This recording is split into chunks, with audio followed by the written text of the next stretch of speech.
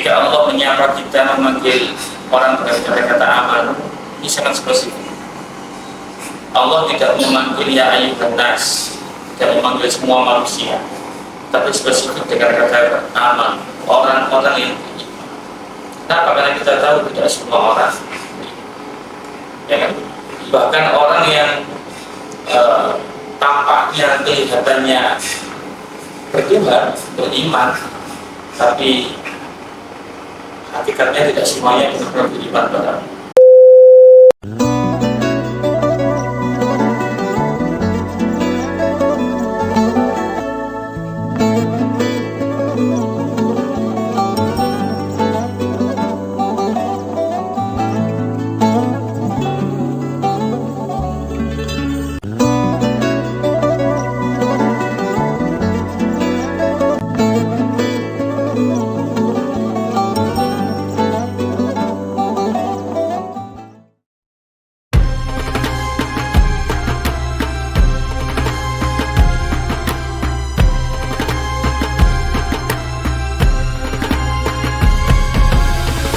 Warahmatullahi wabarakatuh.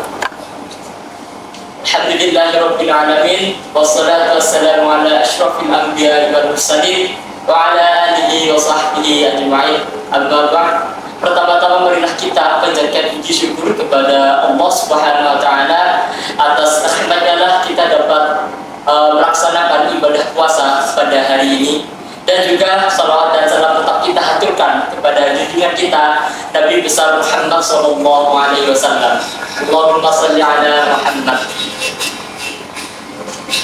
Baik teman-teman semuanya, selamat sore, salam sejahtera bagi kita semua. Selamat datang dalam acara Ngopi, Ngobrol Perihal Islami, yang merupakan acara inisiasi dari OSIS FPK SMK Negeri 5 Surabaya untuk mengisi kegiatan di bulan Ramadan pada tahun ini.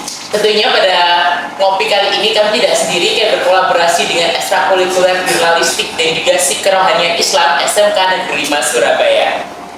Alhamdulillahirabbil alamin, pada kesempatan ini kita kedatangan narasumber yang sangat istimewa. Beliau ialah salah satu guru mata pelajaran agama Islam SMK Negeri 5 Surabaya dan juga pembina kerohanian Islam, juga Ketua GPAI Kota Surabaya. Kita sambung bersama Ustadz Muhammad Sofyan Hadi, Magister Pendidikan Islam. Assalamualaikum Ustadz, selamat sore. Bagaimana kabarnya Ustadz? Alhamdulillah. Kita kegiatannya biasa. Pak, Ramadan tak aman. Semangat Ramadan ya. Iya, karena kalau Ramadan nggak bisa disamakan dengan bulan-bulan lainnya gitu ya Ustadz. Jadi ini bulan kita berlomba-lomba gitu untuk mencapai kebaikan dia, mencapai ridha Allah, untuk mendapatkan berkah di bulan Ramadan. Sama saja seperti kita hari ini ya, menonton kegiatan ngopi ini, semoga nantinya bisa membawa berkah, bisa menjadi ilmu tambahan, ilmu baru untuk kita semuanya. Nah, teman-teman semuanya dan juga Ustadz Sofyan, hari ini kita ngopinya hadir dengan membawa tema menyelami hikmah Quran surat Al-Baqarah ayat 183 yang merupakan perintah puasa. Seperti itu nih Ustadz. Baik, untuk sebagai pembuka saja nih Ustadz, biar teman-teman juga lebih mudah dalam memahami, mungkin Ustadz bisa jelaskan dulu terkait tafsirnya Ustadz dari ayat tersebut, maknanya itu bagaimana Ustadz? Baik. Surat dari Al-Quran, surat Al-Baqarah 193. Ini adalah salah satu surat yang sangat masyhur, apalagi di bulan Ramadan seperti ini ya. Di mana-mana, di masjid, musola, di forum-forum majelis taklim, hampir semua dai, para kiai, para ustaz akan mengutip ayat ini. Karena memang semuanya kan disampaikan oleh kalian tadi, ayat ini memang ayat yang menjadi dalil untuk dilaksanakan puasa Ramadan. A'udzubillahi minasyaitonir rajim. Ya ayyuhalladzina amanu kutiba 'alaikumusiyam kama kutiba 'alal ladzina min qablikum la'allakum tattaqun. Ayat yang sangat padat makna ini sebenarnya dengan mudah bisa kita pahami dari sekitar 10 misalnya. Jika Allah menyapa kita, memanggil orang dengan kata-kata aman, ini sangat spesifik. Allah tidak memanggil ya ayyuhan nas, tidak memanggil semua manusia, tapi spesifik dengan kata aman, orang-orang yang beriman. Kenapa? Karena kita tahu tidak semua orang, ya kan? Bahkan orang yang tampaknya kelihatannya bertuhan, beriman, tapi hakikatnya tidak semuanya benar-benar beriman pada Allah. Karena perintah ini perintah yang cukup istimewa, maka Allah juga memanggil secara istimewa dengan kata-kata aman. Hanya orang-orang yang percaya kepada Allah, percaya kepada Al-Quran, dipanggil oleh Allah dan dia akan kuat melaksanakan ibadah istimewa. Kemudian Allah lanjutkan kutiba alaikumus syiyam, diwajibkan kepada kalian. Siapa orang-orang beriman tadi untuk melaksanakan puasa. Kata-kata diwajibkan ini ada sesuatu yang dipilih oleh Allah. Bukan aku mewajibkan kepada kalian, tapi diwajibkan atas kalian. Ini sesuatu yang istimewa. Ketua yang kita bisa mengatakan, aku mau beri sesuatu kepada kalian dengan kalian beri sesuatu ini beda bedanya. Kalau saya memberi sesuatu kepada kamu, apa kata saya? Ketika kamu diberi sesuatu ini ada sesuatu yang istimewa pada diri kamu sehingga kamu berhak untuk diberi kamu. Maka Allah memuliakan orang yang beriman itu dengan puasa ini. Jadi hakikatnya ini adalah kado dari Allah. Bukan kebutuhan.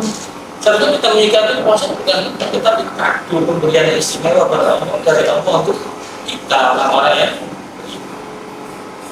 Ya. Kemudian kama kutiba 'alal ladzina min qablikum. Kenapa?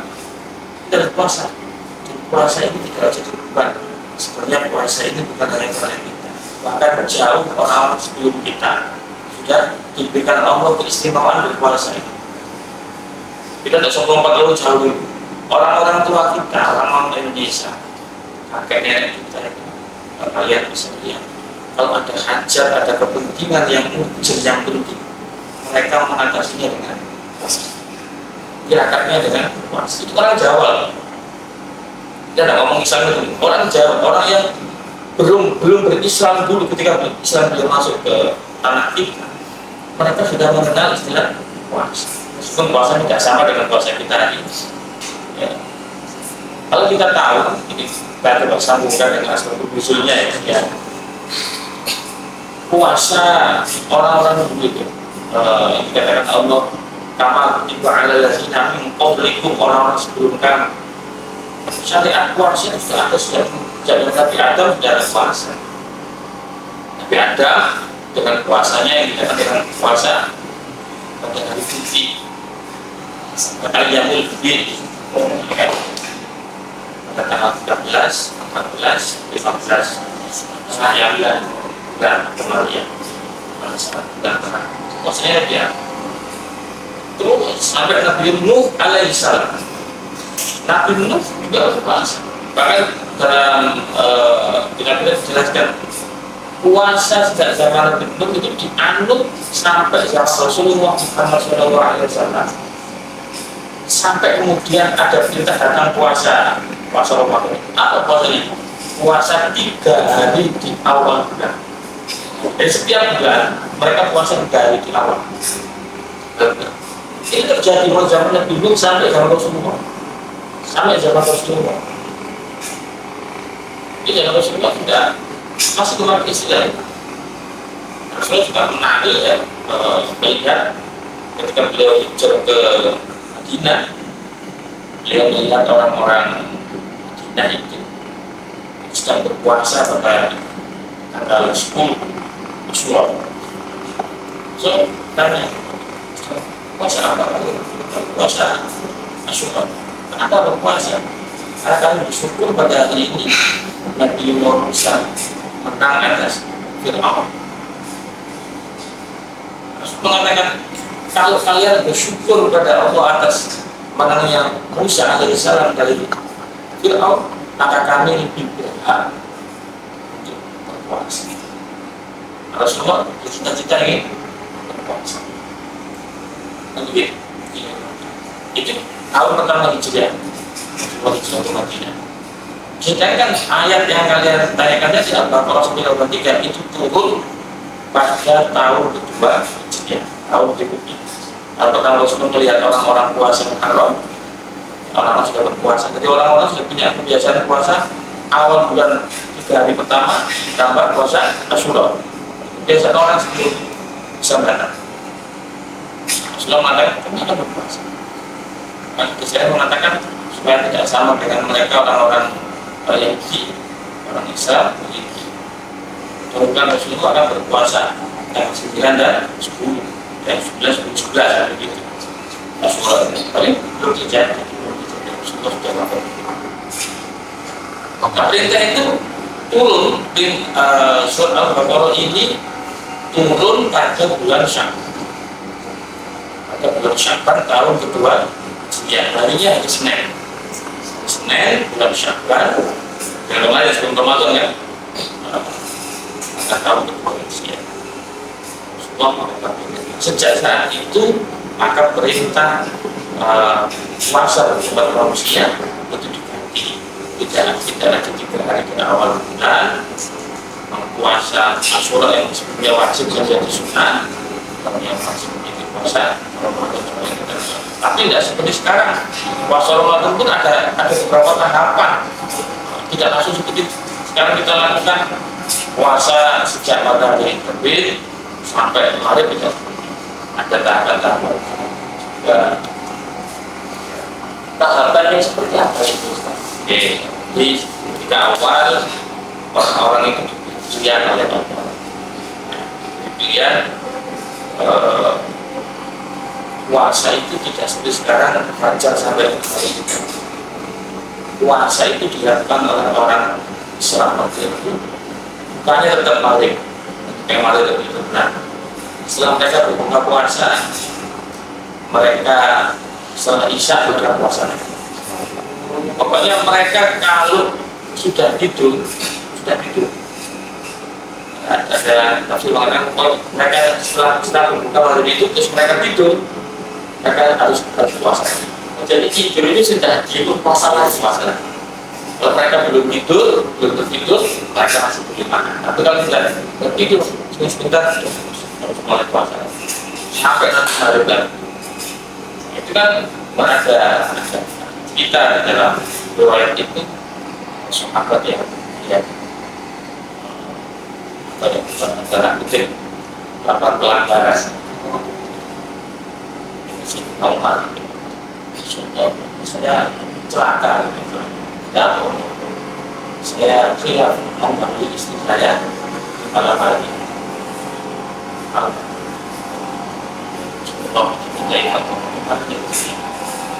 turunlah ayat yang 1:8 yang mengatakan dia tidak apa-apa melakukan istri orang negara hanya anak boleh ketika baca dan dari kata hal yang senyaman ya. Sebelum itu Islam tidak ya 1:8 Allah mengatakan orang itu boleh memilih, waktu itu boleh memilih yang kuat puasa, boleh puasa, yang tidak kuat puasa, boleh tidak puasa, tetapi harus membeli makan atau membeli pilihan. Tapi di ayat berikutnya mengatakan tidak boleh, harus puasa kecuali orang yang sakit dan tidak mau puasa karena kuat. Ada kata sebenarnya jadi sedih dan ini yang paling ringan sudah paling ringan berkat puasa umat itu. Jadi dulu itu waktu pertama kali turunnya, jadi ini tuh tidak cuma agama Islam saja yang berpuasa, jadi agama lainnya juga. Iya, semua ahli kitab itu bahkan semua manusia berpuasa dengan caranya sendiri. Bahkan bukan manusia, kalau kalanya seekor ular kalau dia jadi puji yang indah puasanya, ya kan? Iya. Masa jadi kepompong itu dia puasa ini. Dia nggak makan, nggak kemana-mana kalau itu. Karena dengan puasanya luar biasa itu dia menahan dirinya. Sosok ular yang menjijikkan disuruh diingat seperti puasa. Ini apa kita bisa mengikmati orang itu kalau ingin lebih baik? Salah satu metode ini caranya adalah dengan menahan Ini yang luar biasa. Ya, Bang, itu apa tadi dari Ustadz Sofyan itu perumpamaan gitu ya, dan kemudian diceritakan ke kita ya. Ibaratnya benar yang tadi Ustadz Sofyan sampaikan, kalau seseorang ingin jadi lebih baik, teman-teman semuanya harus melalui satu proses, satu fase di mana seorang itu menahan diri gitu ya Ustadz. Sama saja seperti ulat yang berpuasa saat jadi kepompong lalu menjadi kupu-kupu yang indah. Itu yang maksud oleh Allah dalam proses Quran. Puasa itu diusulkan akhirnya adalah la'allakum, supaya kita menjadi pribadi yang lebih baik. Takwa itu lebih baik, maksudnya lebih baik dari saat ini. Seperti tadi bulan ini jadi.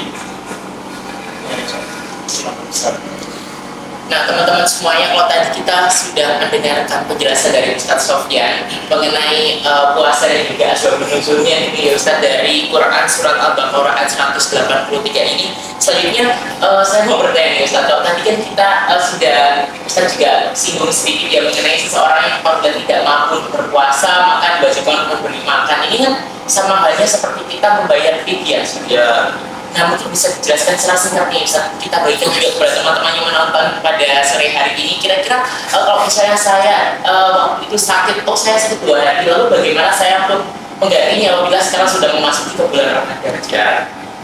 Ini kita ngomong fikih puasa yang sudah lama kita yang jadi saya tidak ngomong puasa dulu. Jadi dalam kewajiban puasa Ramadan ini memang ada khusus, ya. Kata jadi khusus syariah, Allah juga mengizinkan khusus keringanan harus diambil oleh yang tidak kuat atau dalam keadaan perjalanan boleh. Ya.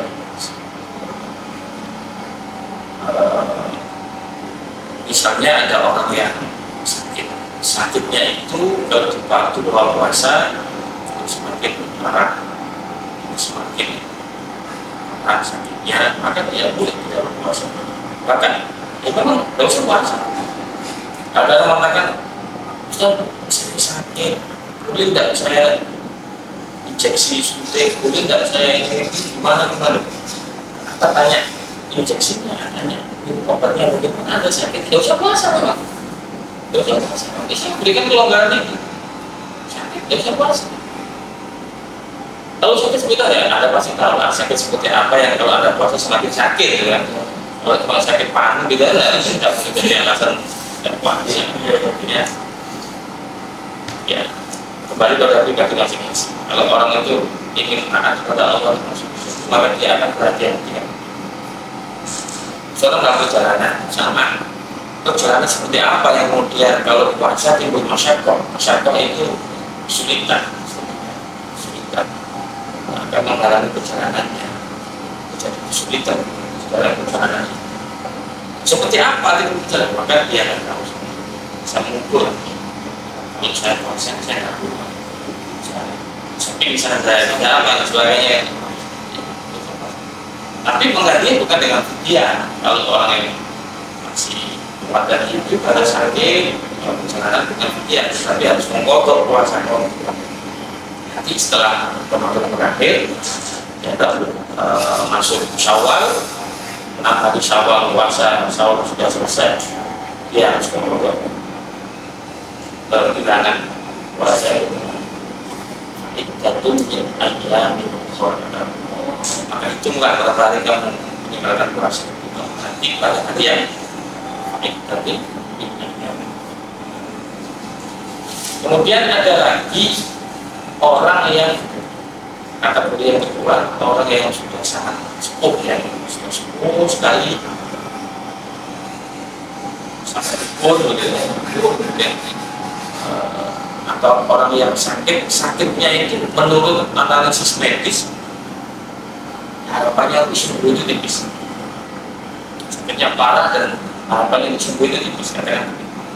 Maka orang seperti itu kan tidak bisa diharapkan mengkotor. Orang sakitnya sudah parah seperti itu, dan sepuh sekali, tidak kuat, sudah kuat rentah, tidak ada harapan untuk memotong. Setelah Ramadan kan ada, maka orang seperti itulah yang kemudian menggantinya dengan ya tidak semuanya fidyah gitu. Nah, fidyahnya berapa? Memberi makan, mengeluarkan makanan pokok pokok sudah satu mood yang bahasa kita satu mood itu kalau timbangan kita ya 27 satu harinya, satu hari meninggalkan puasa mengeluarkan makanan pokok. Kalau kita beras ya di sini ya beras bisa 7 ton. Kulit dibayarkan pada hari itu juga. Tujuannya kulit dikumpulkan menjadi satu nanti ketika akhir Ramadan. Yang tidak boleh itu di awal Ramadan. Saya masa awal Ramadan ini videonya orang tua saya itu 1 bulan ke depan. Jadi harus lewat dulu puasanya baru dibayar ini. Atau di tengah-tengah begini misalnya ini sudah masuk puasa ini, ini dapat berapa kali? 2 atau 3 kali. Yang 3 yang 2 ya. Mau sama? Selasa gitu ya. Yang Selasa Senin ya, yang Senin yang Selasa ya. Iya. Ini ada Kamis ya. Nikah ya. Ya. Tapi kalau kerja berarti 3 hari.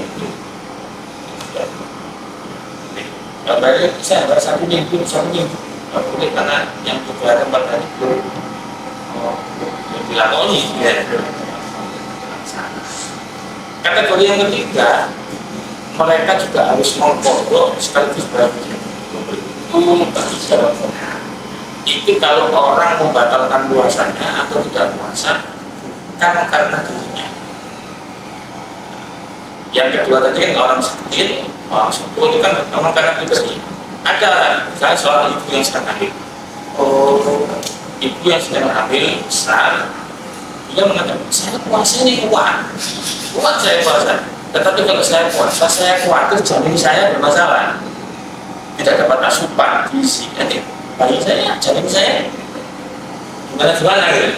Ya kalau saya kuat, tapi janin saya gimana? Saya tidak puasa saja. Menjaga atau demi bayinya tadi ini kan dia tidak puasa bukan karena dirinya, tetapi karena orang lain, karena bayinya. Maka ibu yang seperti itu nanti ketika Ramadan dia wajib mengkodok plus mengeluarkan ya sesuai berapa hari dia betul. Atau orang menolong orang lain, kamu lewat di jalan, kamu lihat ada orang berbelan di sungai gitu ya. Kalau saya tolong saya batal di puasa. Saya harus masuk air dan kemudian saya makan. Kalau saya tolong dia mati, ya begitu. Maka kamu mau tidak mau harus menolong, kamu batalkan puasa tadi. Maka batalnya puasa karena orang lain, kamu harus kodok kan? Iya. Pokoknya demi orang lain bukan demi dunia. Termasuk dunia sendiri dan orang lain bukan. Artinya ini menyusui juga sama. Kalau saya puasa, saya tidak akan seperti itu. Ya. Kita harus kodok kan? Paham ya? Paham.